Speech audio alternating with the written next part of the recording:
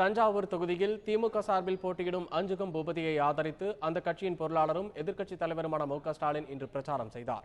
அப்போது ரூபாய் விவகாரத்தில் எல்லா மாநிலங்களும் தங்களது கருத்தை தெரிவித்துள்ள நிலையில் தமிழக அரசு எந்த கருத்தையும் தெரிவிக்கவில்லை என்று குற்றம் சாட்டினார். கர்நாடக மாநிலத்தில் இருக்கக்கூடிய முதலமைச்சர், அதேபோல மேற்கு வங்கத்தில் இருக்கக்கூடிய முதலமைச்சர், கேரள மாநிலத்தில் இருக்கக்கூடிய முதலமைச்சர்கள் எல்லாம் இந்த பிரச்சனைக்கு ஒரு பரிகாரம் காண பிரதமரோடு தொலைபேசியில பேசுகிறார்கள். ஏன் டெல்லிக்கே சென்று அங்க இருக்கக்கூடிய நிதியமைச்சர் அருண்ஜேட்லியோடு கலந்து பேசுகிறார்கள்.